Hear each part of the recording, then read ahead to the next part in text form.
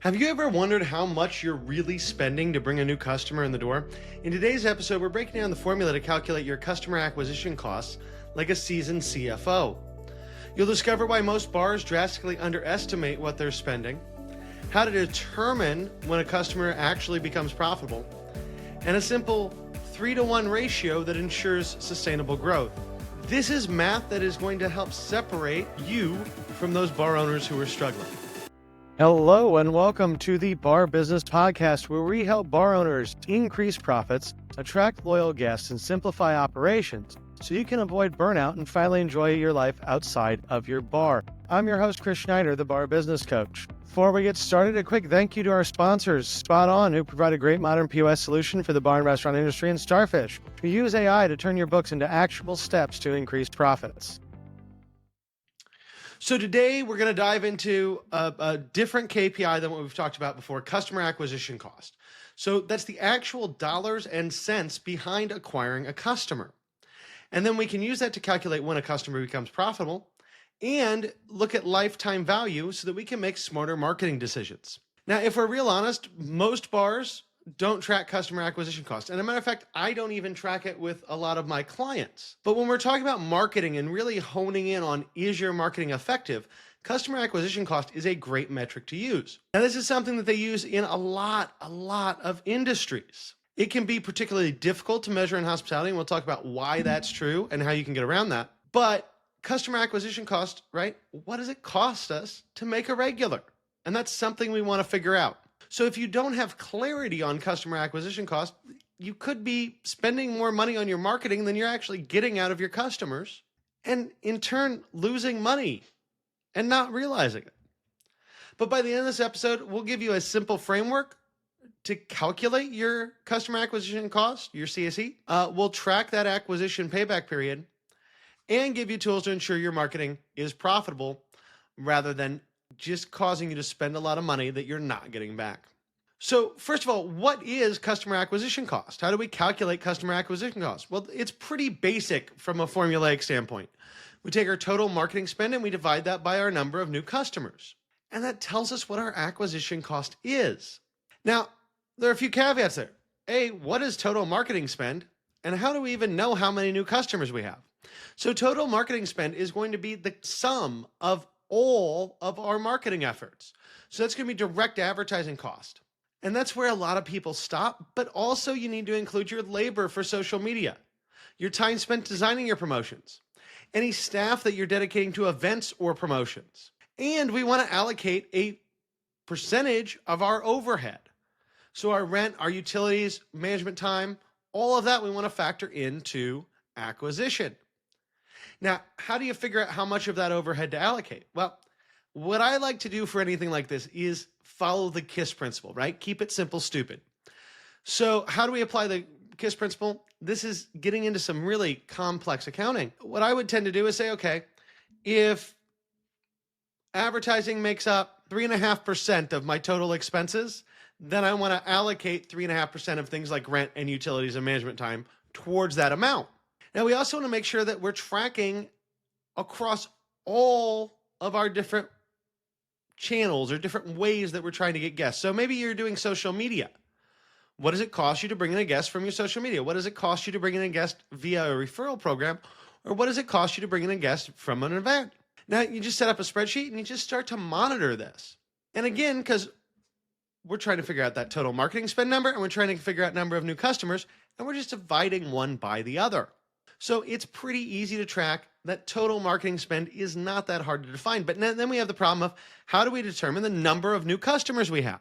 Well, that can be difficult. If you're using a reservation system, if you take reservations, it's actually quite a bit easier because you know whether or not someone's a returning guest or not based on that reservation. So you can always use that and just kind of extrapolate out, okay, my reservations, 18% of all reservations are new guests this week. Probably 18% of your walk-ins are close to being new guests as well, right? We can just kind of pull that over and make that assumption. The other thing you can do is, if you have a loyalty program, look at how many people signed up, right? But that's not always a great indicator. If you're using Toast or spot on. Some of these more modern POS systems, they have ways to track this for you and to help you determine this number, but it can be really difficult. You can even just do it based on a survey, right? A sample. So if you go around and every night you do your table touches, and what percentage of those people are new guests versus returning guests? Once you have that percentage down, you can extrapolate that that's probably a real percentage, as long as you're doing your table touches and getting this data 4 or 5 nights a week, because that's going to give you the information you need in order to calculate the number of new guests you have. So once we know our customer acquisition cost, again, our total marketing cost divided by the number of new customers we have, then we want to look at the acquisition payback period. So how many visits does it take for a new customer to become profitable? So let's just say, for example, your average ticket size is $100, because that'll give us easy math, and your profit margin is 15%. Let's say you're doing really well. So $100, you make 15 bucks. So our customer profit contribution per visit is that $15. If the math is not as easy, we would just take average ticket size, that $100, multiply it by the 15, we get 15, right? So if your average was 30 bucks, you'd have a different answer. But that's the math that we use to get there.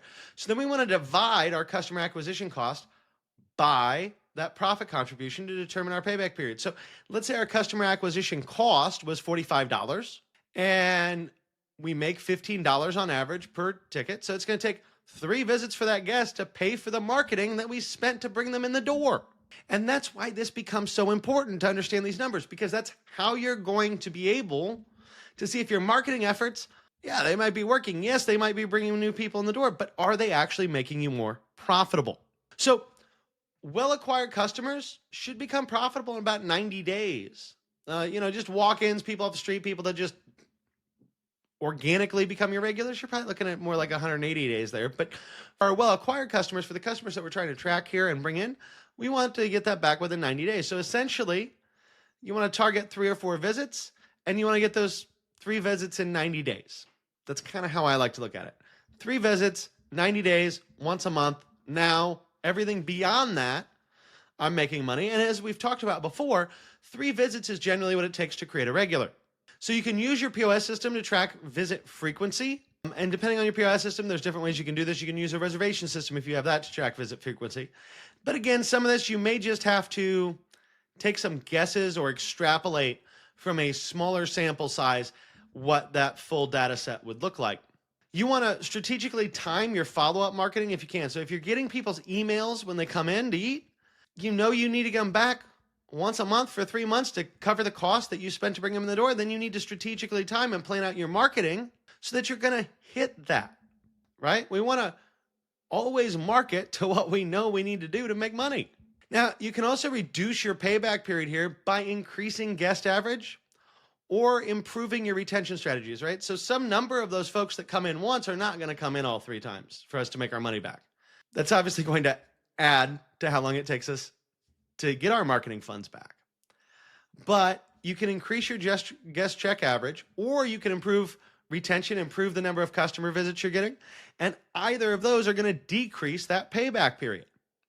But it's very important to understand how many times a guest needs to come in for you to actually make money on that guest, not just marketing spend being the reason that you have that guest coming in and you're not actually making money, you're spending money. So finally, we want to look at customer lifetime value. Now, customer lifetime value is going to be your average visit value times your average number of visits times your average customer lifespan.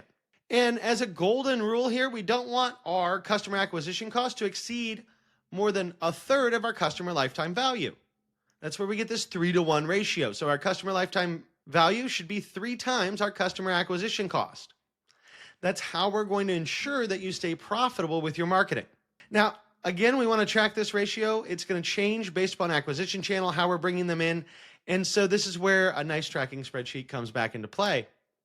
But the big thing here that I just want everyone to understand, customer acquisition cost, your marketing, all in, your total marketing spend, not just what you spend on the actual advertising, divided by the number of new guests that come in.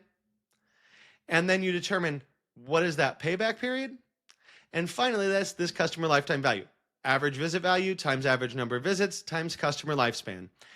And you want to make sure, again, your customer lifetime value to customer acquisition cost is always a 3-to-1 ratio.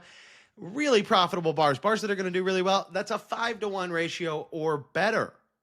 So they're spending 20% of what they expect to make on that guest to bring them in the door. Now, we've covered 3 essential metrics that you need to understand to track the effectiveness of your marketing today. So remember, those are your customer acquisition costs across all channels involving all the money that you can, or all the money that actually gets spent, your acquisition payback period, and your customer lifetime value. So when you implement this strategy and you start to measure this, right, we want to get that down low. And ideally here, just to throw out a target for you, customer acquisition cost, you probably want around $35, $40. That's about as high as you ever want to go in this industry. That customer lifetime value, then you want to see that you can make $100, $200, $300 off of them lifetime. And remember, if you have regulars and new guests, you always need about 20% new guests. So this is how we monitor this is how we measure it, and this is how we ensure that our marketing is profitable and that our bar is sustainable for the long term. That about wraps it up for today. If you enjoyed today's insights, make sure you like, subscribe, and leave a review. If you are ready to take your bar to the next level, schedule a strategy session with me by clicking the link in the show notes below. Until next time, have a great day, and we will talk again later.